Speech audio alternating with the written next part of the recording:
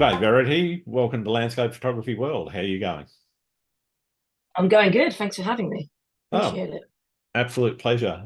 I've watched quite a few of your videos on YouTube and seen a bit of your work around social media and so forth. And I really want to talk to you about both the photography in particular, but I'm also interested in how you got started in YouTube and all that sort of thing. But we'll get to that a little bit later. Why don't we start with why you got into photography in the first place? How did it happen for you? I think it was probably a bit of an accident. I was actually writing about this last night that excuse me. I was writing about this last night where I think a lot of my career paths appeared that I've just meandered into something and gone, oh, this is nice. I quite like it here.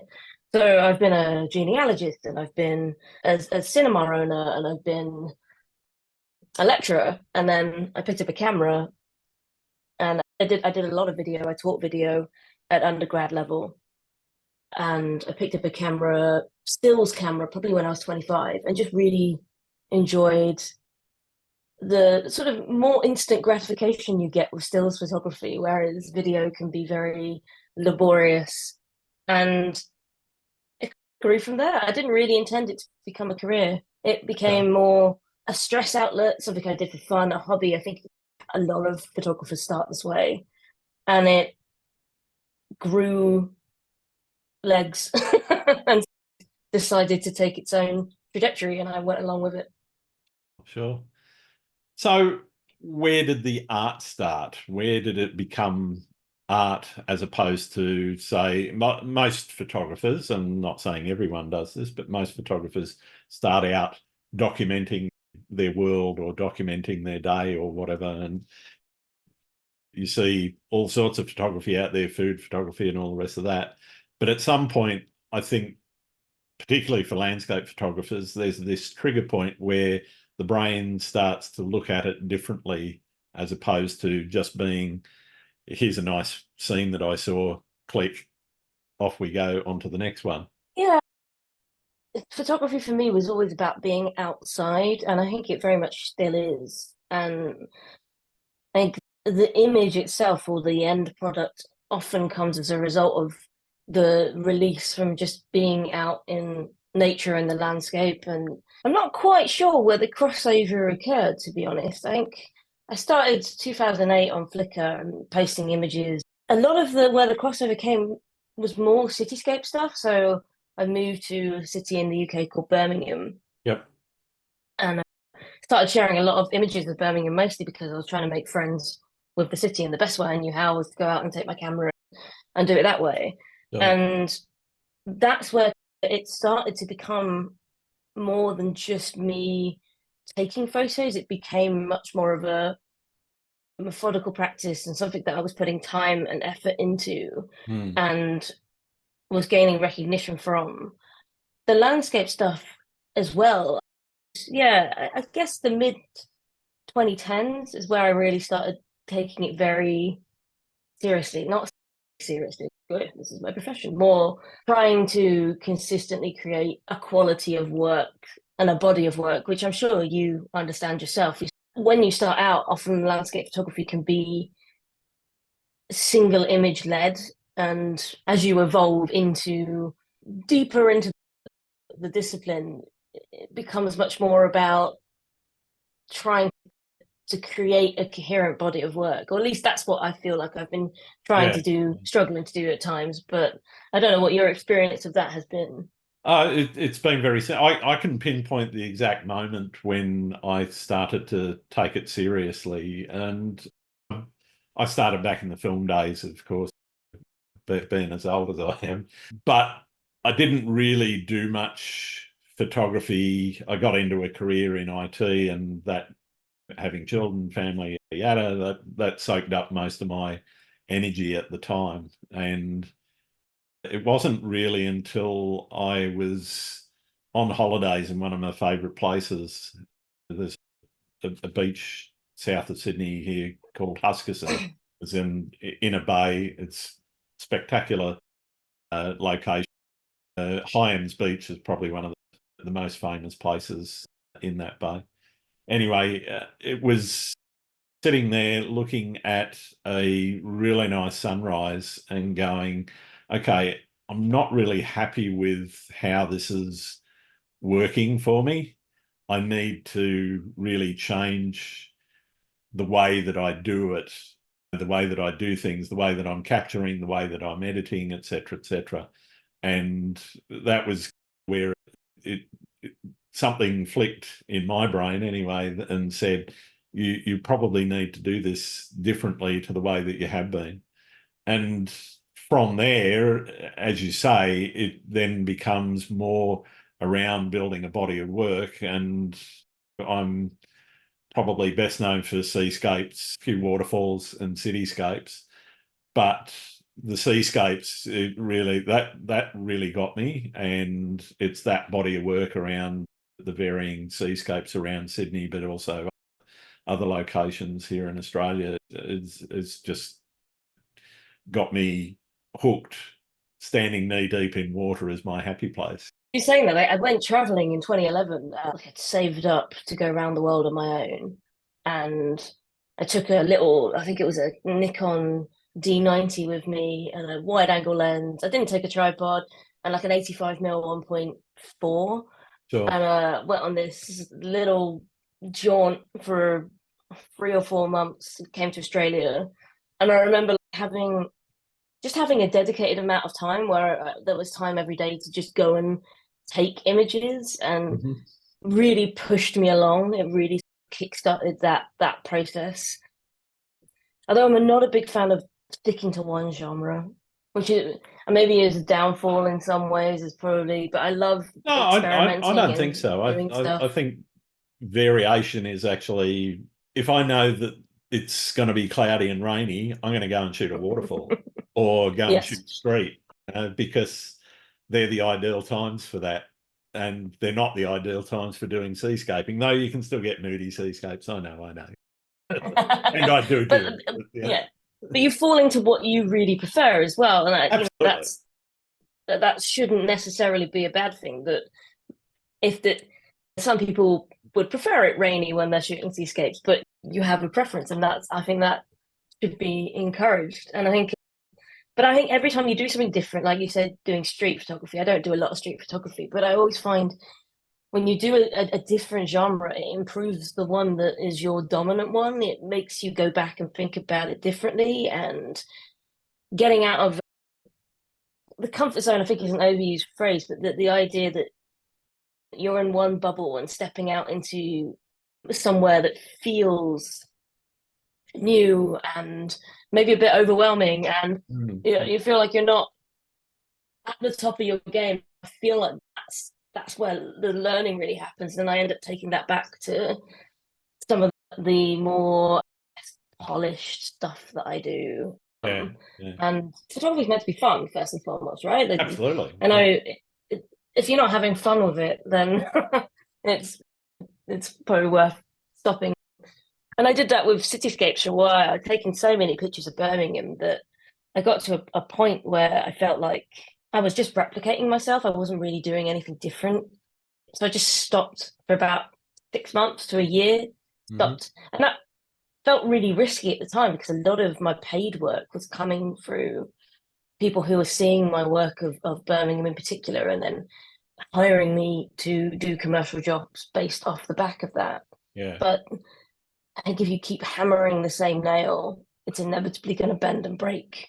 It just felt like I wasn't being true to myself. I suppose the Gen X way of saying it would be like I was selling out for the professional side of things. So having put that down and then walked away from it, I think it gave me the courage to do that with other parts of my photography portfolio. Like, if I'm overdoing this thing, then go and do something else, and it's not going to be the end of the world.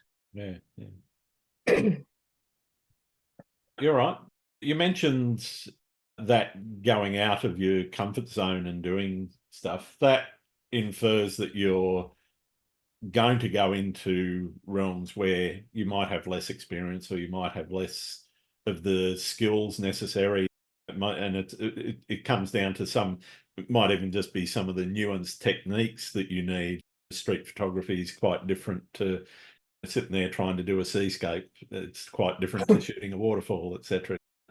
And I'm interested in how you've dealt with experimentation and with trying something new. There's always that possibility of failure, or the lessons, as I prefer to call them, that you get out of not doing it right and going, okay, well, that didn't work the way I thought it was going to. What have I got to change and adjust?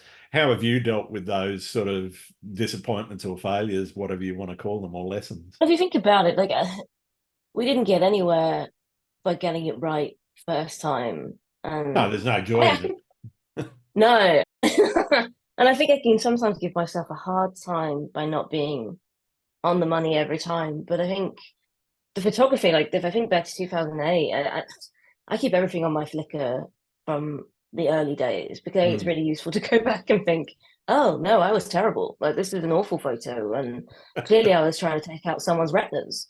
And but all of that kind of experience, it didn't necessarily feel like failing. It felt like progressing. It genuinely felt like progress. But I think sometimes, especially if there's been a reaction to something, or some of your work is revered, might be too strong a word, but people respond to it and resonate with it, then I think if you put out work that then by the same standards flops or isn't taken in the same way or doesn't have the same effect, then sometimes it can be a bit demoralizing.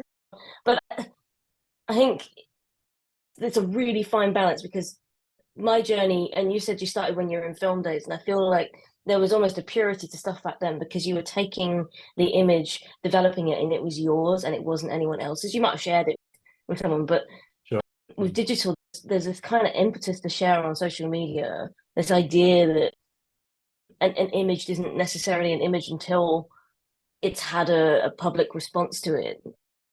And there's a really fine balance between letting that almost interfere with the creative process. And I think I really struggle with that sometimes, that when I think this isn't going to do well. Yeah.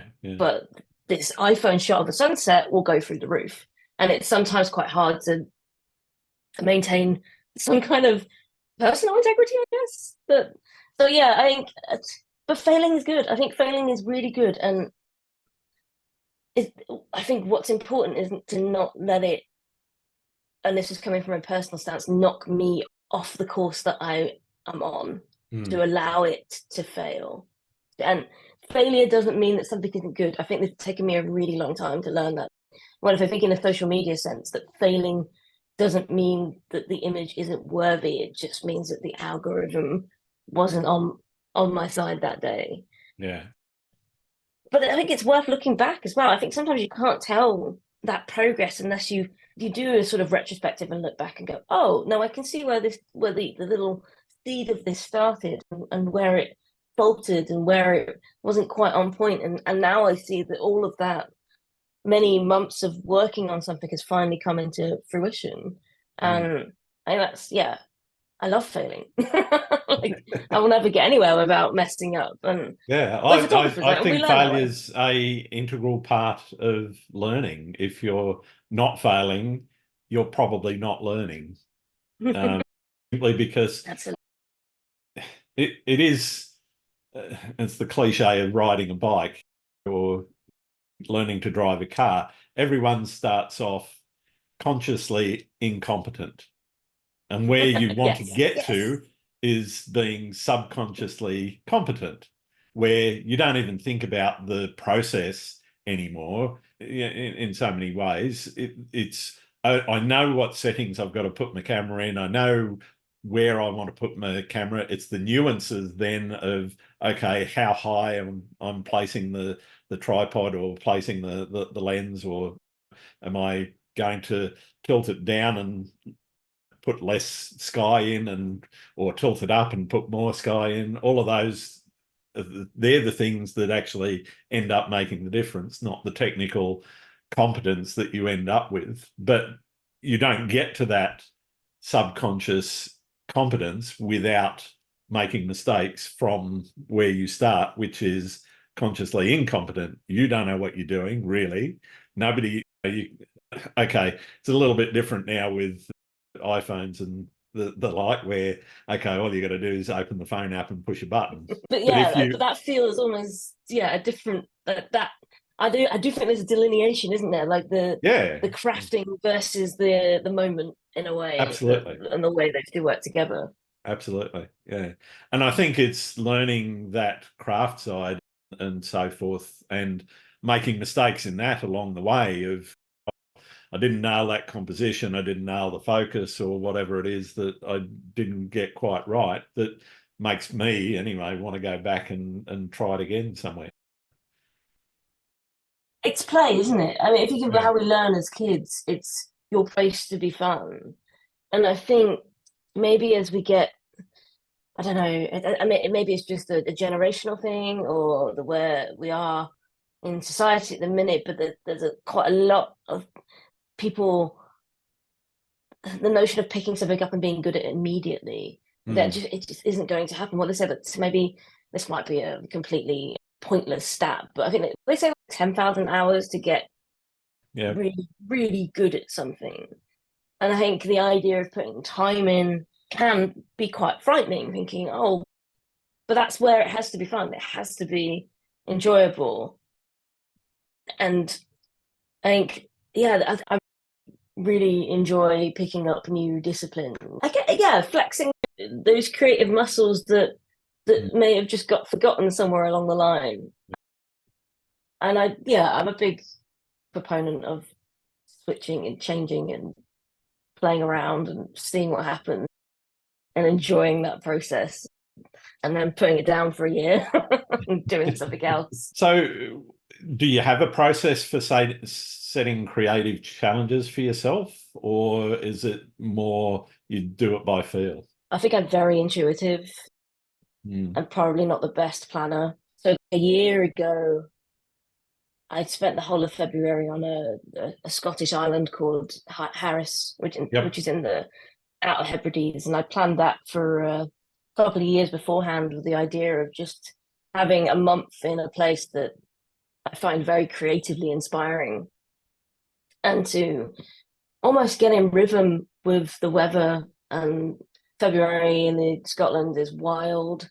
There's passing storms. There's always the threat of snow. And I think with stuff like that, was really nice to have a plan and to take that time out, because otherwise I find it's very easy for my creative work to get swallowed by the commercial impetus. And especially coming out of COVID, it's only really been in the last year that my freelance career has got back to where it probably should have been in 2020.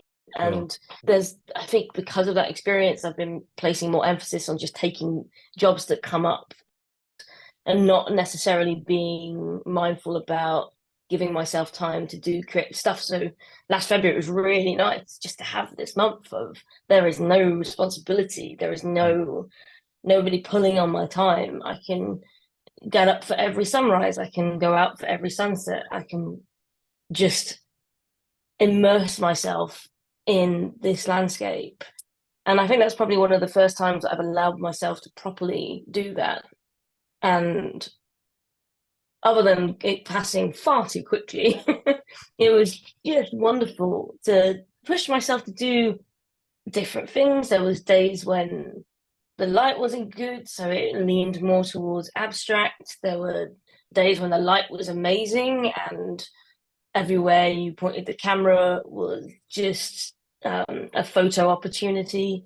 But I think allowing myself to have that chunk of time probably helped me grow again as a creative and fall back in love with the medium as well. I think because I am a commercial photographer, sometimes it all gets mixed up. So separating it out again and saying, this is why I love this, and this is what pays the mortgage, is, they can be two very separate things. And sometimes just it's really good to put one down and pick one back up again without the other interfering.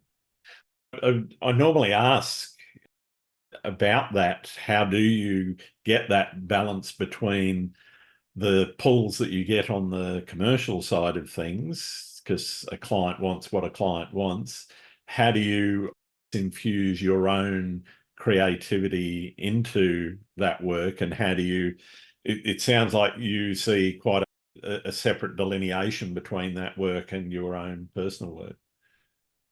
Yeah, because landscape photography, unless delving into tuition or workshops, landscape photography isn't commercial. You know, Hard it's to make not. money. Yeah, absolutely. So a lot of the stuff I do commercially is adjacent, and the adjacent stuff is the stuff I really enjoy. So architecture, I work with architects to capture buildings inside and out.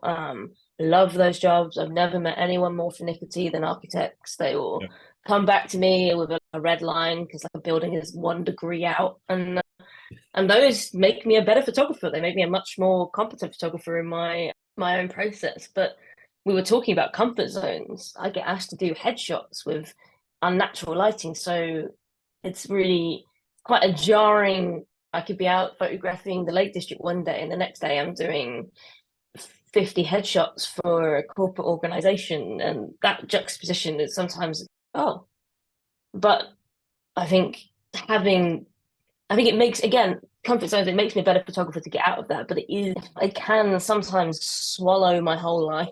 It's feast and famine when you're a freelancer. So you have winter is generally quite quiet commercially, but summer's ridiculous. So my time ebbs and flows about how much I've got, and I think the balance is quite difficult to get right, and I haven't got it right yet. I didn't really get to do much of my own work from about June to December last year, and that's the whole point of me going freelance, was I had time to go and do the things I wanted to do and take the photos I wanted to take and really grow into that. But if it just ends up like the job I had before, like it probably isn't worth it. So yeah, there is a balance to be found there. And of course, I'm really grateful that I make a living. This is the dream, right? That if you're a photographer, you're getting paid by people to take photos. But what a client wants and what I would go out and take is usually quite far apart. As an example, I had one client, this was a couple of years ago now, I think it was pre-pandemic. They'd seen my Lake District work, and which is often misty. And it was middle of summer, it was July, and they were like, we love this image, and they picked out an image that I'd taken in November, autumn mist, and we want to recreate this. We've got a 2-day shoot. Do you think you can do that? I was like, I can certainly go and get you some landscape images, but I can't recreate a season when it's not that season. So we went and did it, and it rained. Where's the fog going to come from? Yeah. It was wet, it was miserable. We got a little bit of light eventually, but of course there was a gap, like a disappointment that I could not replicate something that was virtually impossible to replicate. But at the same time, I've had jobs. I did an ad campaign for Yorkshire Tea, and they were brilliant. They were like, go up to Yorkshire, have 3 days recceing. You've got 3 days to shoot the scene that we choose in every single weather condition, and then one of them will work. And I think it's about trying to find clients that understand and have the budget for, if we're doing landscape photography, just how fickle the weather can be, and to understand that you get what you get. Well, and I can manipulate it to a certain extent. I know exactly what you mean. We occasionally get, or I occasionally have managed to get a bit of travel work, and of course they're building their campaigns for summer in the middle of winter. They want that lovely blue sky summer with lots of people out on the beach in bikinis and umbrellas, and depending on where you are, if it's the south coast of Australia or south coast of New South Wales, then it's not that.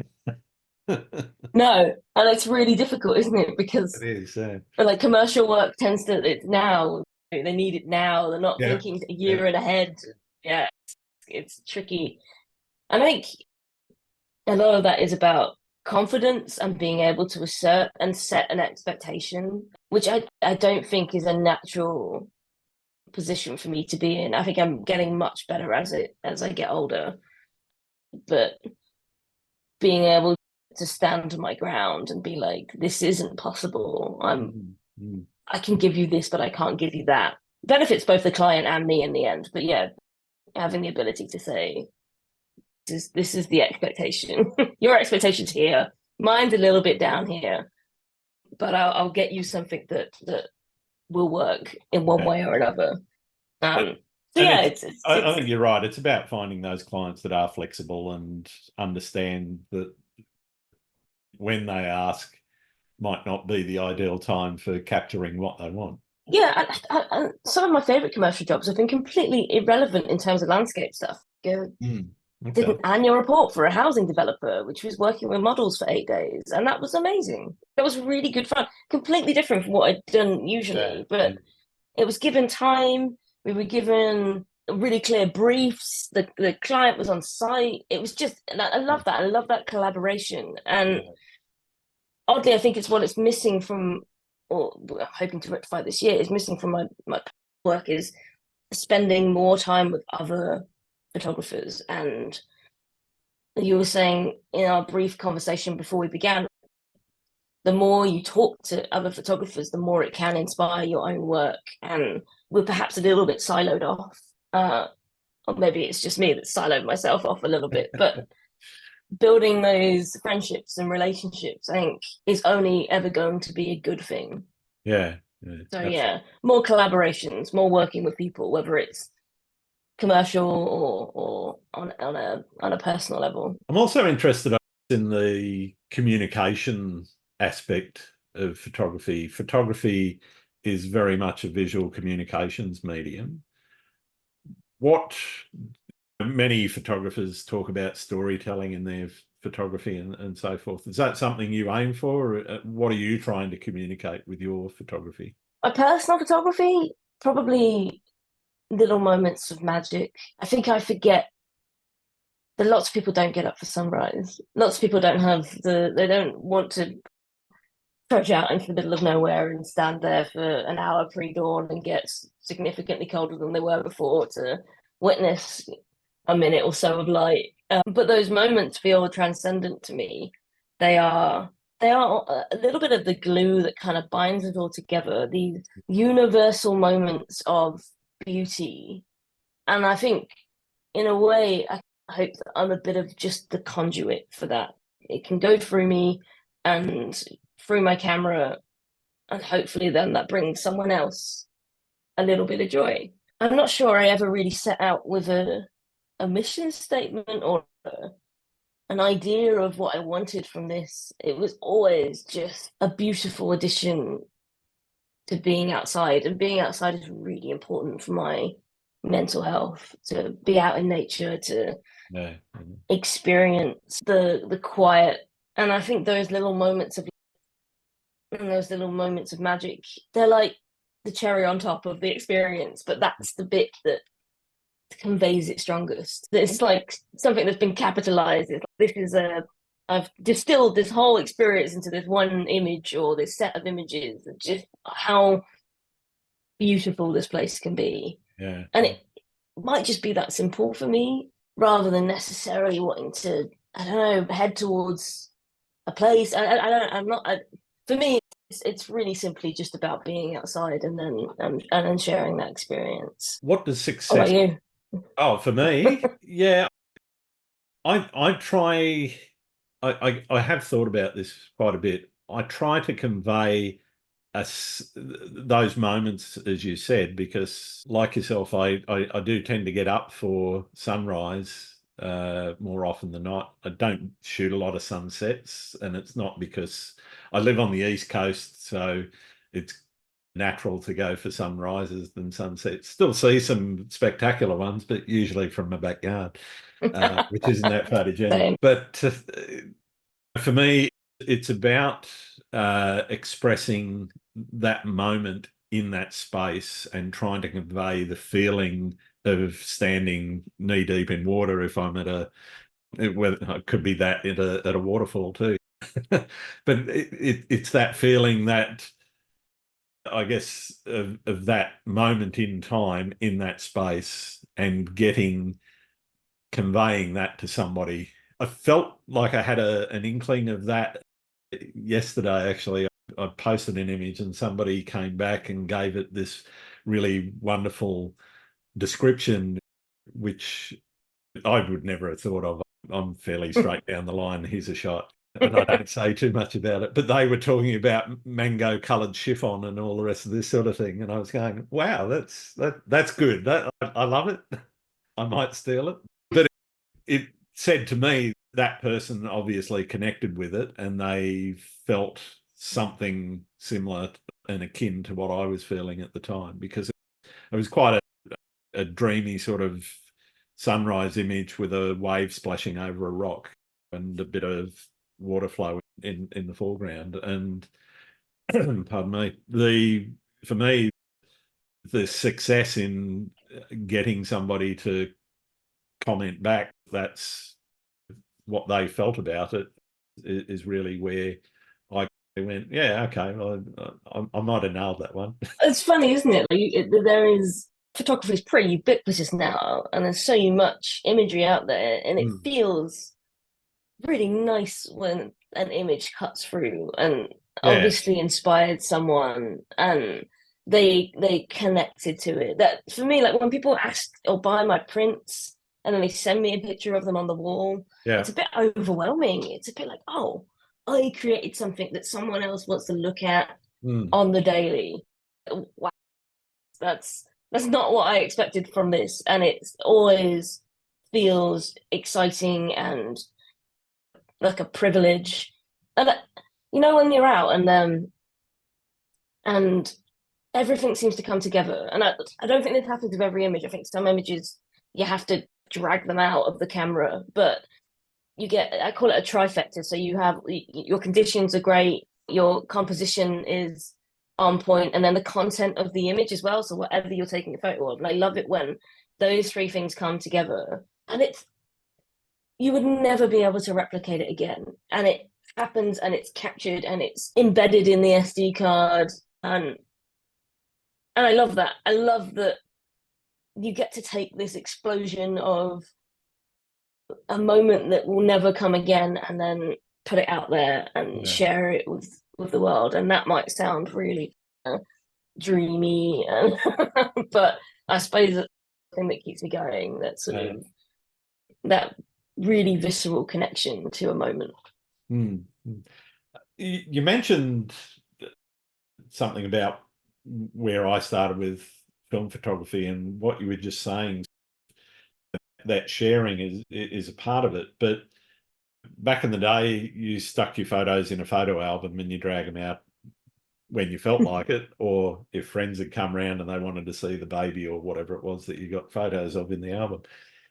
The thing I think that has probably changed in terms of social media is that now you're sharing it well beyond family and friends. It's anyone in the world just about, which I think is a fantastic thing.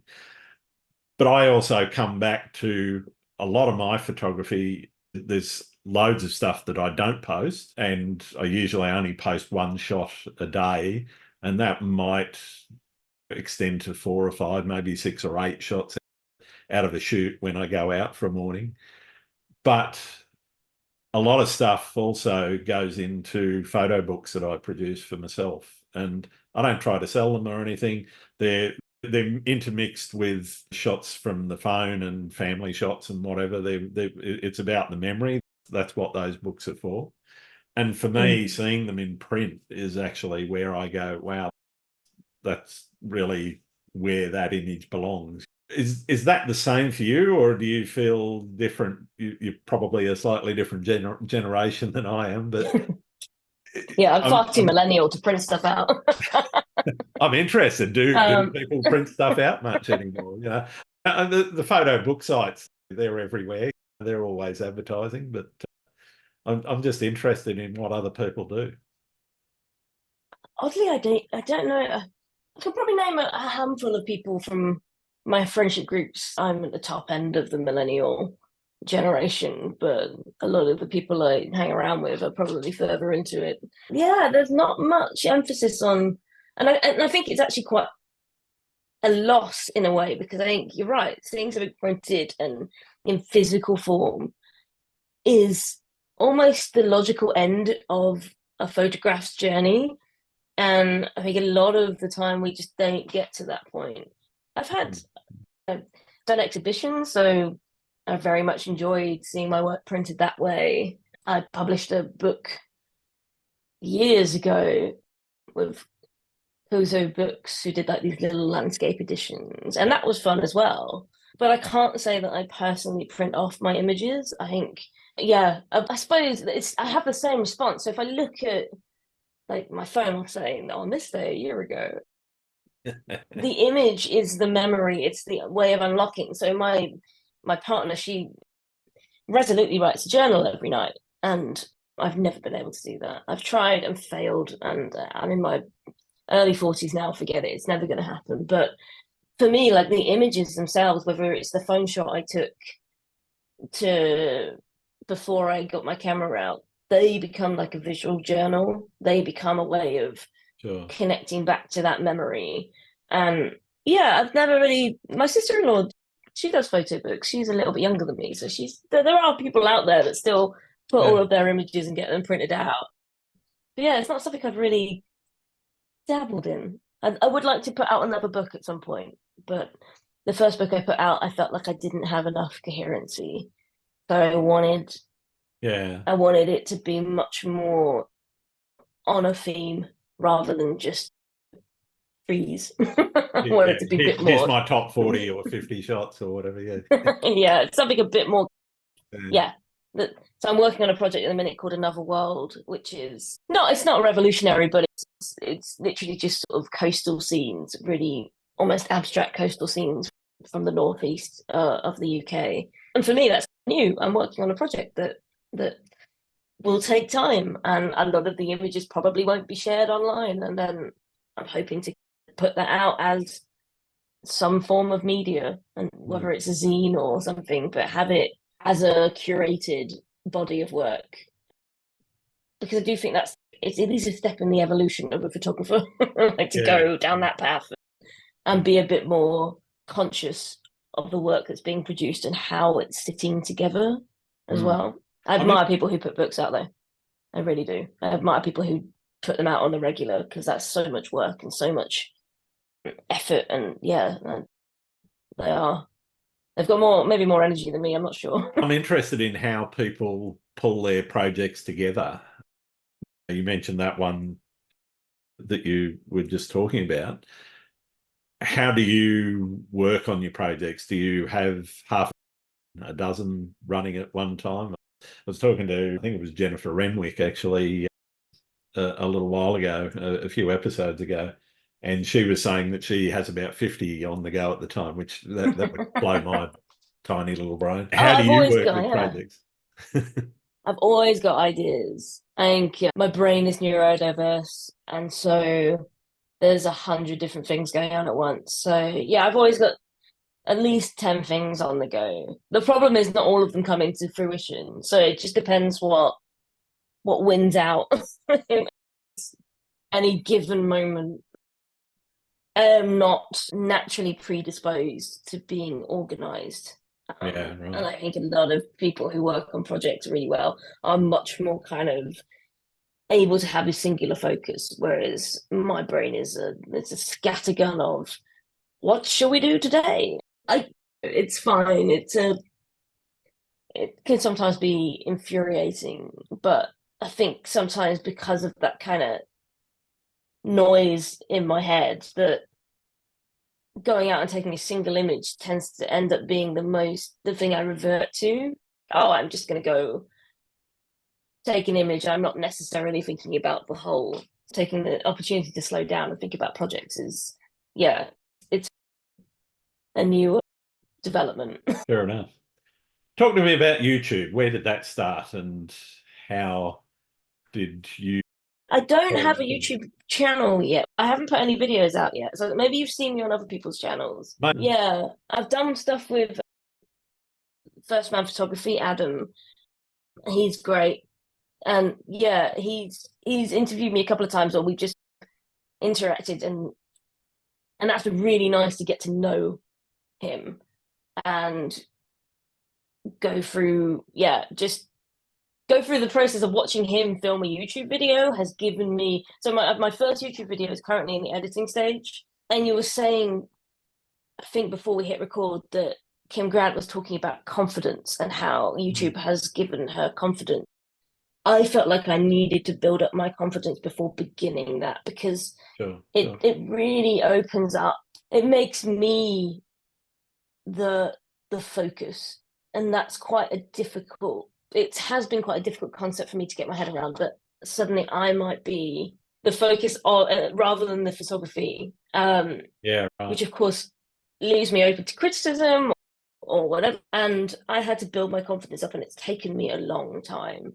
But watching Adam shoot, First Man Photography shoot his YouTube videos, watching, it doesn't have to be that complicated. I've been overcomplicating the whole process. And I think in the age of AI, the journey is going to become so important. And I really enjoyed, I filmed it up in Northumberland in the UK in January. And I just got really excited for the first time in a long time about it. Made me want to get up and go outside, and like the idea of sharing this and someone learning from it, and and just putting that out there and being creative in the whole process from filming to editing to releasing. I'd made such a big deal out of it, and it wasn't that big a deal. And now it's almost edited, and I'm like, I'm excited to make the next one. And this might not do anything. This might just die. It might just never get watched on YouTube, but that's okay. And it's the creative process of making it that's been fun. So that's the reward in itself. And so it's taking me way too long. I've been doing this for 10 years.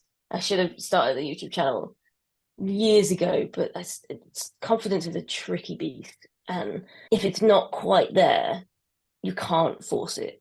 So I had to do the work to get myself into the place where I was comfortable being in front of camera. Yeah. And I'm finally there. That confidence and pushing back against the imposter syndrome that everybody sort of suffers with, that little voice in the back of your head that tells you either your work or yourself or whatever is not worth it. How do you deal with that? Everyone has that feeling, as far as I'm aware, I think, except unless you're a psychopath. Can confirm. Not a psychopath. I'm certainly not, because I get that. But I'm interested in how you deal with that. How do you deal with the little niggling voice in the back of your head that says, no, this isn't any good, when in reality, it's probably more than good enough? I think it depends. Sometimes I can deal with it, but sometimes I'll just have to accept that it's not my day. So sometimes, and I'm being really honest and I suppose vulnerable in a sense here, that if I post something sometimes and it does nothing, and it doesn't seem to cut through, and sometimes I'll just have to delete it and walk away from it and be like, okay, it's not worth the stress. You don't need this to take over the mental space in your brain right now.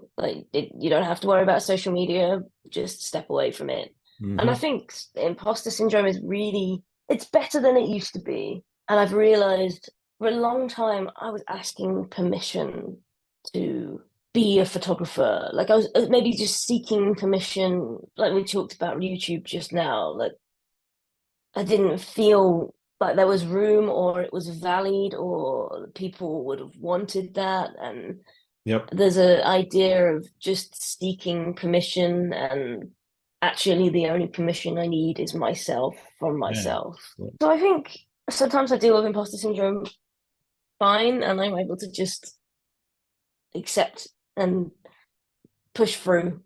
But sometimes it can be really hard, and those times you just have to look after yourself.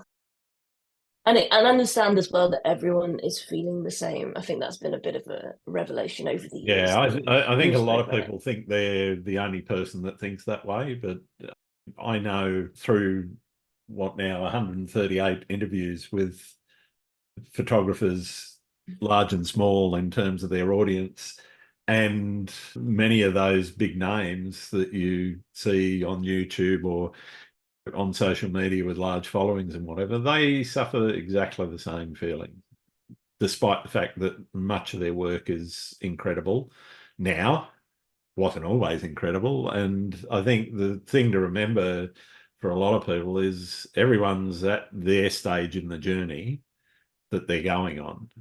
Nobody's necessarily at the end where they go, okay, all done. I've created the perfect I've completed it, photo. mate. Yeah, I've nailed it. I've nailed photography. I've nailed social media. Oh gosh, can you imagine? I always think if someone thinks they're at the top of their game or there's no learning to be done, then it's time Yeah, for them to walk away. yeah. Oh, I, absolutely. Yeah. It's like trying to finish it's Netflix or YouTube. You never will. it's all relative. It's like you were saying. It's all relative because I found that that insecurity exists whether you have 150 followers on Instagram or whether you have a million. The Absolutely. same insecurity exists. It's almost universal. And you're right. I think if someone doesn't have it, I'd be highly suspicious of them. Okay. Walk away. Are you? Yeah, absolutely. Are you a robot? But I think it makes us human. I think that human Absolutely. condition of being afraid is maybe too strong a term, but being having an internal dialogue about worthiness and still pushing through and still sharing Hmm. that that is so wonderfully human, and I love it. I like when I see people that I know struggle putting work out that is different, that is brave, that they isn't just a sunrise or a sunset, is thoughtful, is working out of their comfort zone. My instinct is just try and lift them up, to try and give them as much support as I can, because if you can make someone's day, like the person who commented on your photo about the colors and how they responded to you, that just, I feel like it heals a little bit of that imposter syndrome. You think, okay, no, this is worth it. This has got, yeah, this has got a point. This has got a reason. I'm doing something that is worthwhile. Do you Again, that think? might be me being a bit grandiose. No, I don't think so. Do you think that self-criticism is an important part of growth? Potentially. I think also I mean, a you little bit of don't want to get it to the competitiveness. point where it's crippling. Yeah, and I think, yeah, and it can quite easily get to that point, I think, if you allow it Mm. to fester. But I think there's something to be said about feeling competitive as well. Not, again, not to the point of destruction, Sure, but I sure. think if you see work, it doesn't happen a huge amount, but sometimes I see a photo and I think, oh, I wish I took that. I would have Every day. loved to have taken that. I wish I could Like take I am, photos like that. I like that little jealousy rises up. That sort of very human reaction to, oh, I wish I could have done that. Mm, mm. I'm sad that I haven't created this. I think, again, not in huge doses, but I think it can be really helpful as a motivator. The only way you're going to get that good is where you get out there and you fail and you mess up and you try and you come back and you get better. And then one day you might be that good, but it's not going to happen by sitting here looking at the screen and going, oh, wish I could take that. So I think there's merit in that too. There's merit in the being motivated by other people's success. Definitely, definitely. Celebrating it as well. Absolutely celebrating it. Like there's an image by Sophie Carr of, I think she got snowed in Iceland, and it's this wonderful black and white image that she posted a couple of days ago. And like, I sat and looked at that image for 10 minutes. Mm. I want that on my wall. I want to buy that print. It is so good and so inspiring that I want to look at it every day Yeah. and elevate that image. I want everyone to see this image because it's so flipping good. Like it's just a masterclass. I know So, exactly which one you're talking about. And she, yes. the last week, I think she's actually posted about 12 images of these snowy windows and snowy cabins in Iceland. And yeah, but I know exactly which one you mean. Oh, it's magic is what it is, and, Yeah. and magic is what it's all about. And oh my gosh, I love that. I love it when you open social media and think there's a photo again, and they're all catalogued in my head. The images that I wish I took, like, and I can see them all, and they're all there just as as an index file of inspiration that I take with me everywhere. Speaking of inspiration, I'm interested in, and I almost always ask this question about how where you live has shaped how you shoot. It obviously shapes what you shoot, because if you've got a beach on your front doorstep, you're going to shoot the beach. You've got a waterfall in your backyard, you're going to shoot the waterfall. But I'm interested in how it's shaped how you shoot.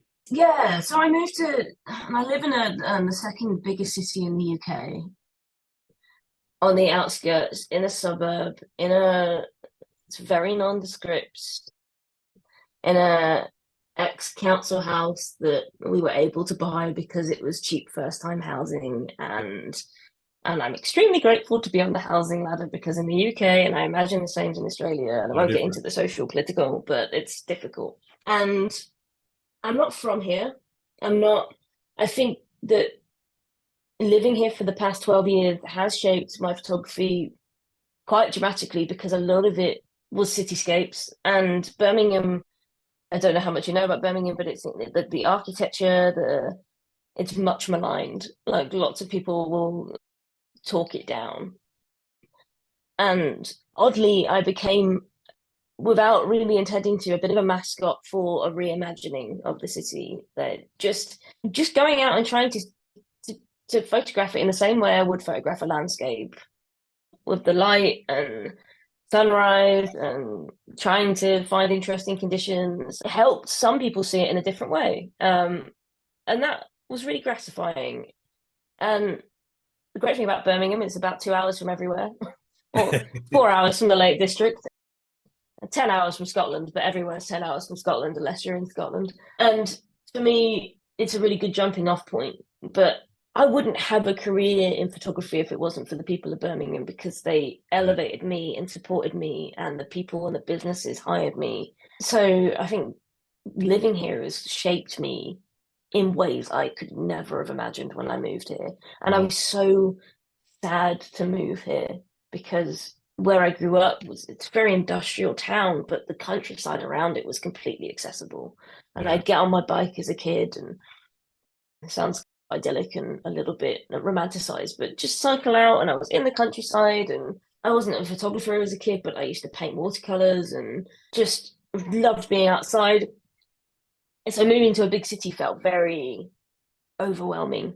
Mm. And yet I think sometimes if you just allow it to seep in, allow yourself to open up to something new, then you never know where it's going to take you. And 10 years ago, I wouldn't have had a clue what was going to happen in Sure. these past 10 years.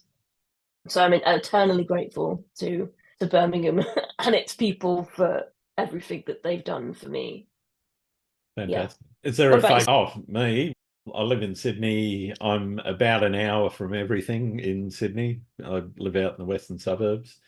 Around me, and this is why I started the podcast, around me is very suburban. Suburban streetscapes don't do it for me. I know there's photographers that do wonderful things in shopping centre car parks and all the rest of that sort of stuff. That's not me. So yeah, I've definitely been shaped by my experiences at the beach. There's a series of ocean-fed swimming pools along the coast of Sydney. I think there's about 45 of them or something along the beaches. I've seen images of these. They're great, aren't they? Yeah, They're really, almost every yeah. beach has one, and so you get different conditions and different tides and different sunrise conditions and everything, and just going out there and experiencing those, particularly in summer, jump in the car at 4 a.m, drive out, take shots till about 6, pack everything back in the car, go for a swim, go for breakfast. And, Nice. so it really has shaped that seascaping. I'm not far from the Blue Mountains, so there's lots of bushland, waterfalls, some amazing scenery up there, massive sandstone escarpments and all the rest of that. So it's a nice place to be, and I'm not that far.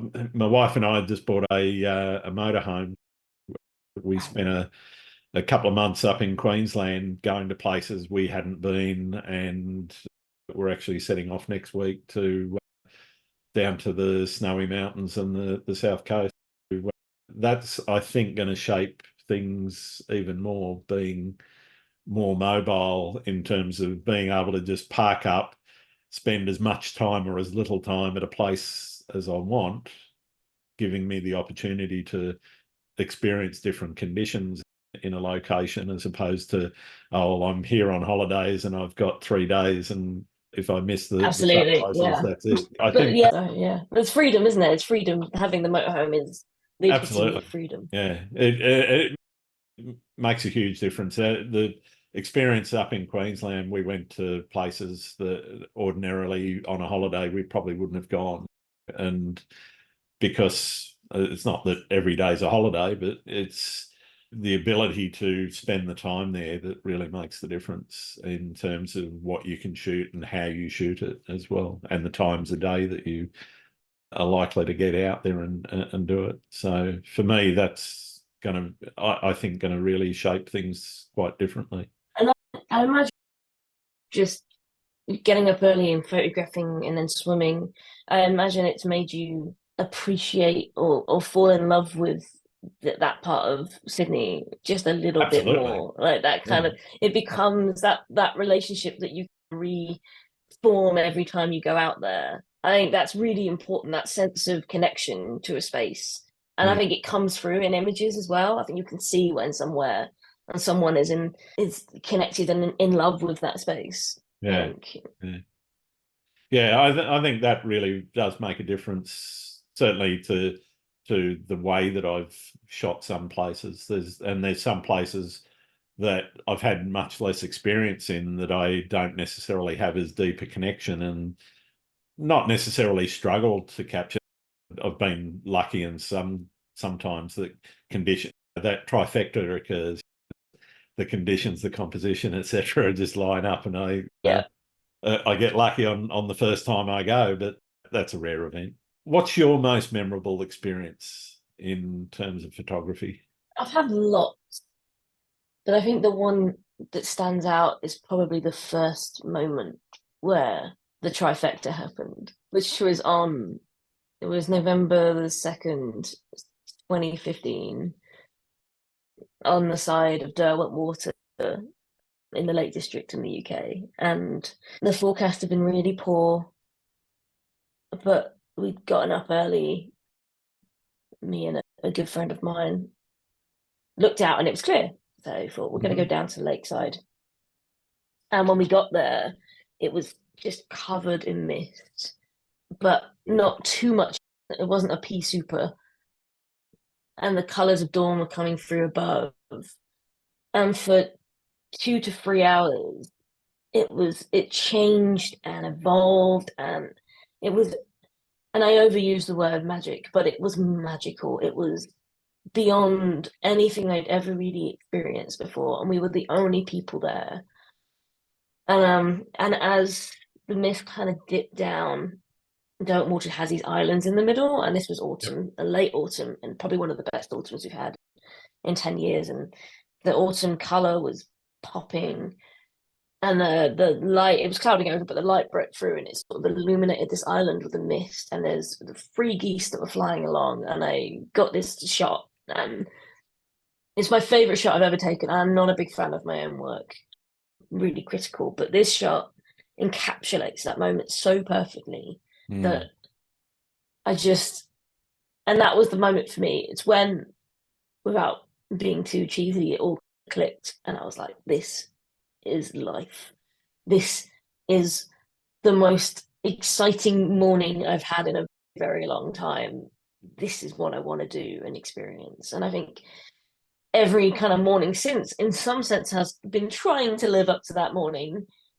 But it was the gateway drug into sunrise for sure. Like you, I don't do a lot of sunsets, but because I think the morning for me, less about location, but the morning is so quiet and Yep. still. And I love that. I love how that feels. The world feels like mine just for a couple of minutes before everything wakes up. And it's very grounding. Yeah. So yeah, I think for me, that's probably the most memorable moment. I've got lots of ridiculous failures. There was one morning in Birmingham where I think I was taking a picture in this along the canal, and like all of my filters fell off into the canal. And then later in the day, I like leant on my bag and I broke another filter. And then I think finally I dropped a third filter. So I literally went through £600 worth of Lee filters in approximately 3 hours. And I cannot tell you how.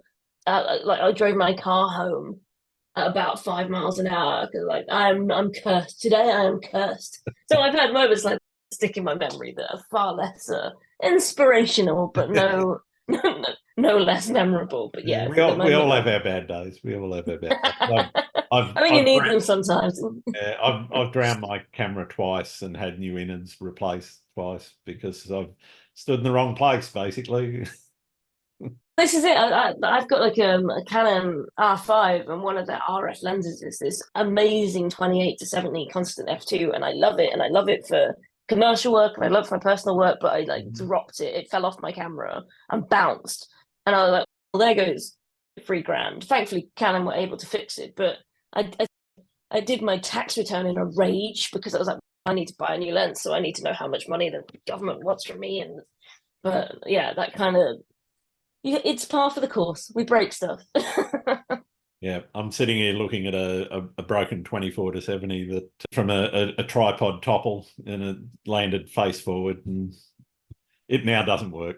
What can you do? It's you get well insured, or you just accept that at some point. Yeah, you insure your gear, and you just say, "All right, well, I'm going to have to wait until I can buy another one."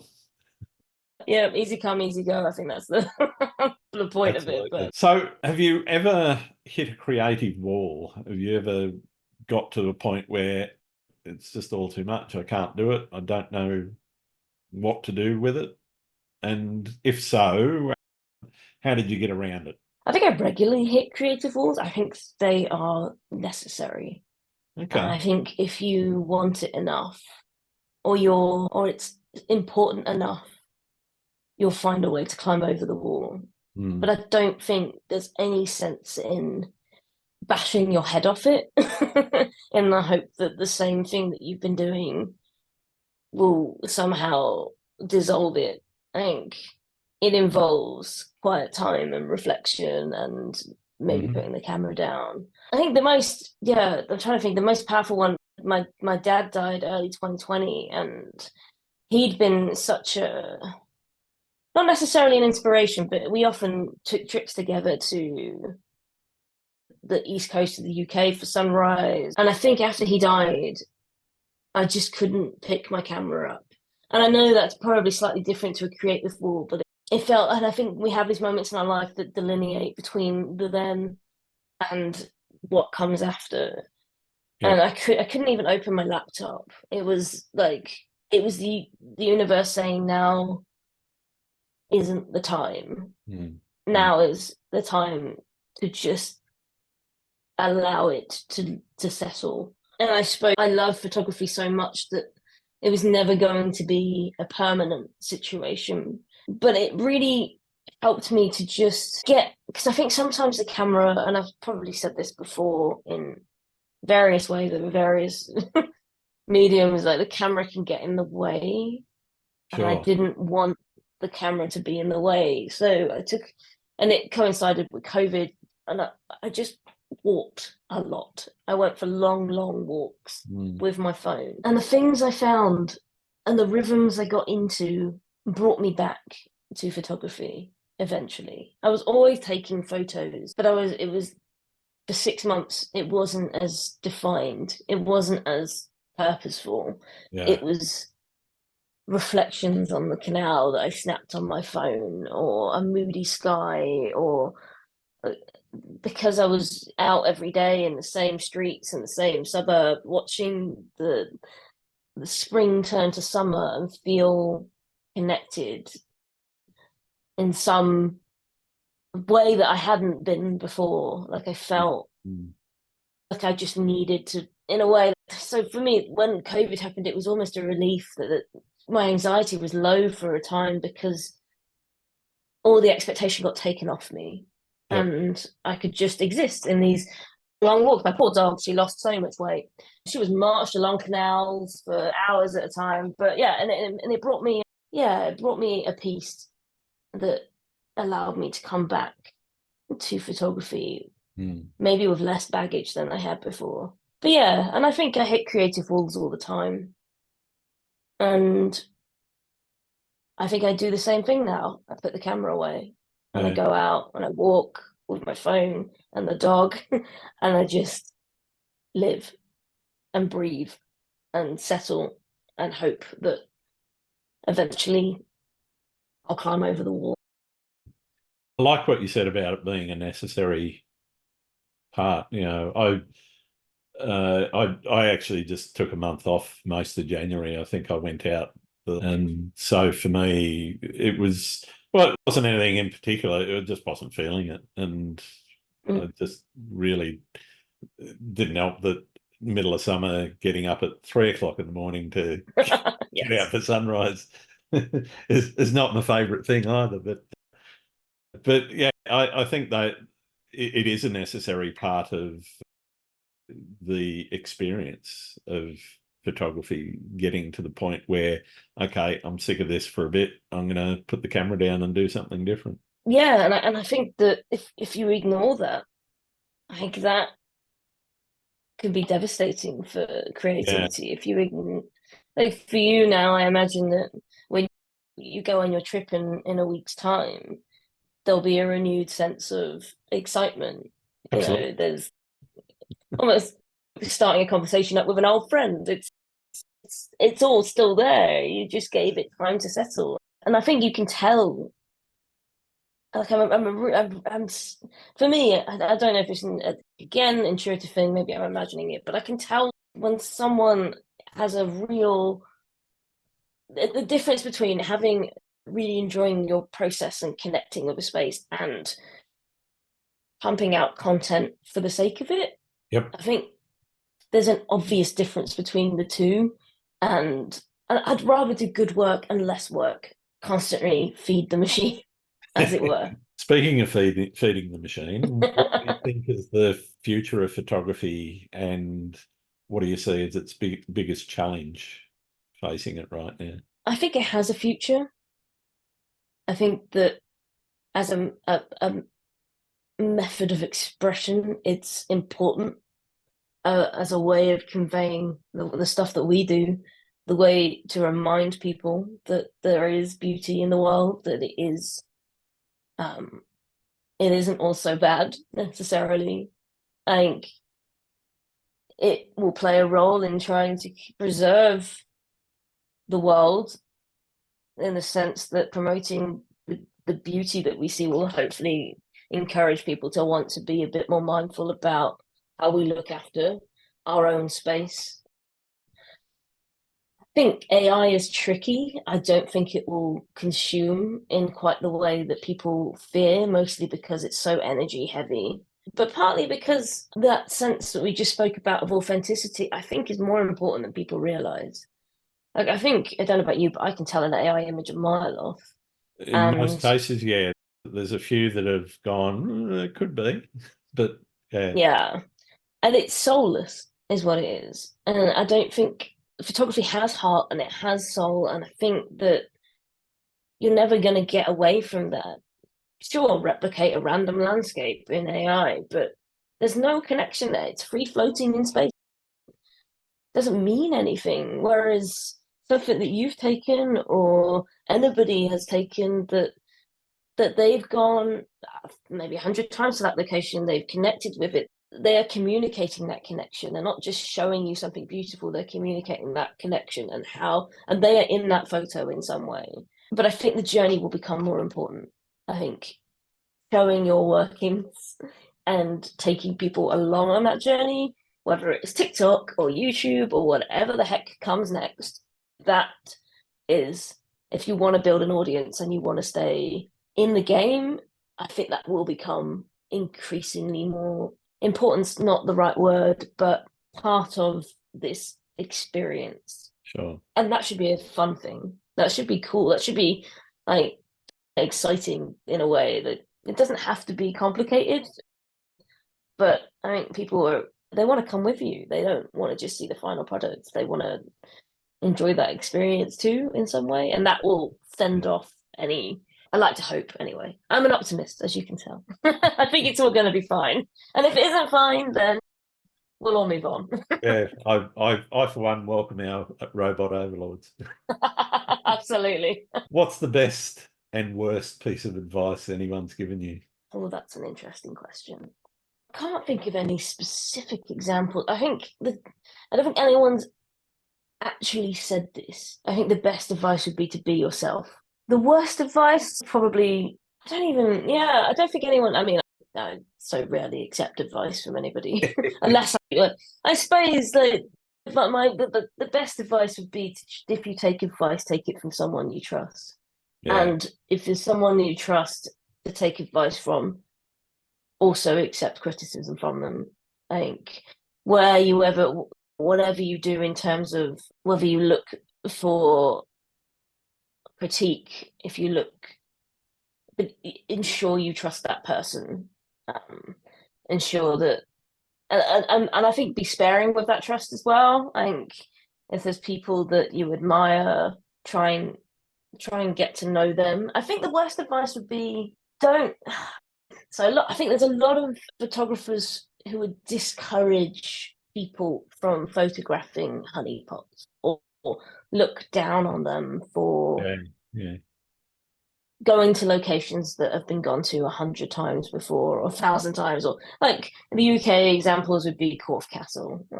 There's always a photo of Corfe Castle. But I think that's really poor advice, because I think those places they're training wheels, they're stabilizers. They've got a magic all of their own anyway. And if you catch them in the right conditions, whether it's misty or an epic sunrise, that's going to build confidence. Learning, who cares if 1 million people have shot that place before?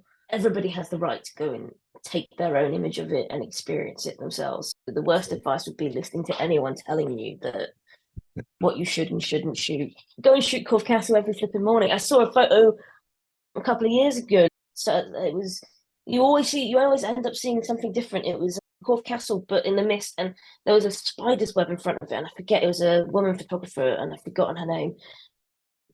And all of these droplets of dew, and it was amazing. And I was like, see, you can take an original photo. And if they hadn't gone back to that location, or they've been discouraged from doing that, then they wouldn't have got that image. And just follow your own path. Exactly. I think that's brilliant advice. I've got a couple more questions for you. One is, are there any photographers that I should be talking to on the podcast? Yeah, so I'm going to pick up some women photographers that fantastic inspire me. So we spoke about Sophie Carr. I don't know if you've had Sophie Carr on. I have, yep. Damn. So there we go. She beat me to it. There is a photographer called Wendy Bagnall. I've heard of Wendy. I've seen some of her work, yep.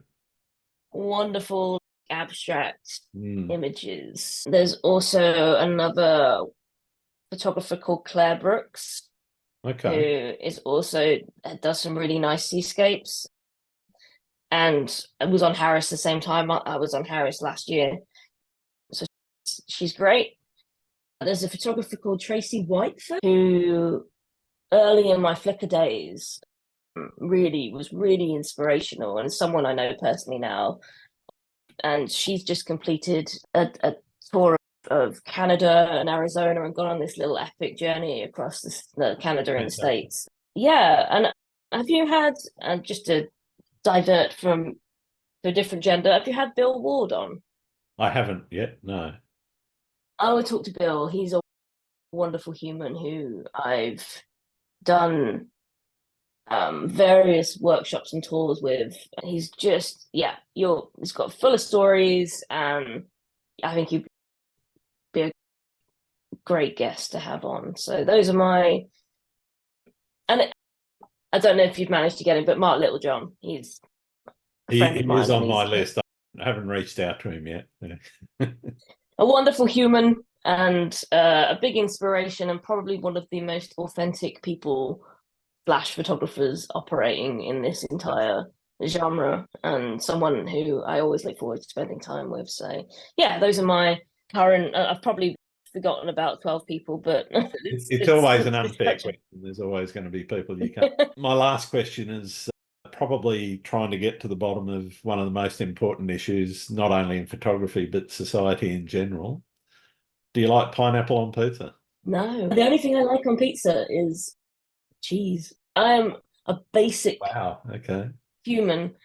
Margarita pizza the entire way. Although recently I have been partial to the Domino's cheeseburger pizza, but I have to pick up. Given that one a go. It's like burger sauce, little balls of meat. But I have to pick off all the peppers and onion. I like my pizza uncomplicated. Okay, that's good to know. It's been wonderful getting to know you much more than I did, Kim.